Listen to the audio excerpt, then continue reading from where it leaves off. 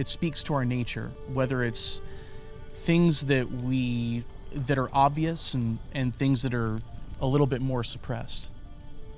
And kind of speaking to the cycle of violence, to the Girardian cycle of violence, particularly there's the concept of the shadow, laid out by Carl Jung, a great psychologist, probably the greatest one of the 20th century. And he talked about something called shadow projection.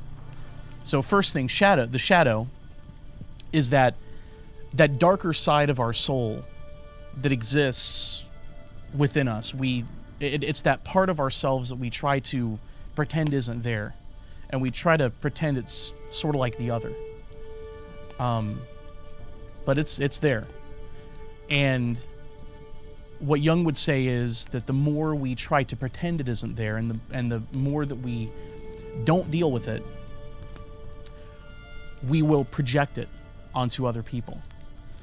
And oftentimes that projection, us projecting that onto someone else, can lead us to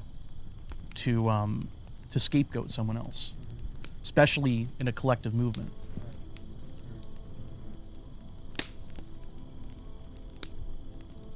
Jung gets into this anima and animus thing, right? And this idea of the masculine and feminine that we all have. All humans have this, right? In different manifestations. But that can also speak to a culture, to a time, to a moment in history where it goes out of balance, right? How does that, how do we bring that into something that gives us insight into why we're in the mess we're in today, where people can't get along and they can't make sense of anything and nobody can agree on everything?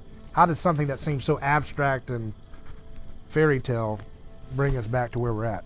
Well, something we got to remember is what we're talking about here are what we call archetypes, right? Mm-hmm. And there are several archetypes, but probably the most significant ones are the shadow, that kind of deep, darker side of our soul, and then there's the anima and the animus. And the anima and the animus are what we would kind of call the masculine and feminine, the yin and the yang part of our soul, part of our psyche.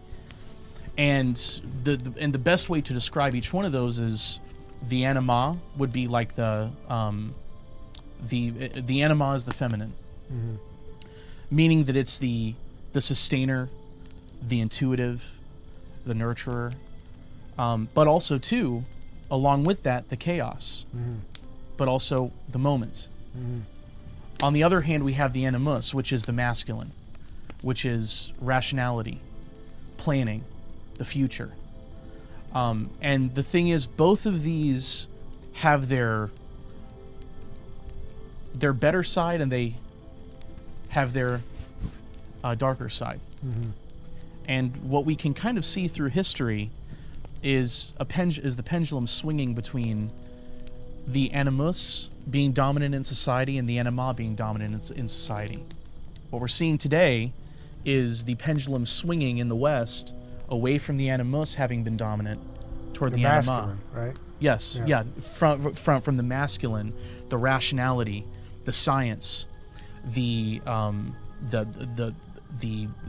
pre-planned. That whole paradigm is shifting now more toward the intuitive, the feeling, the connectedness.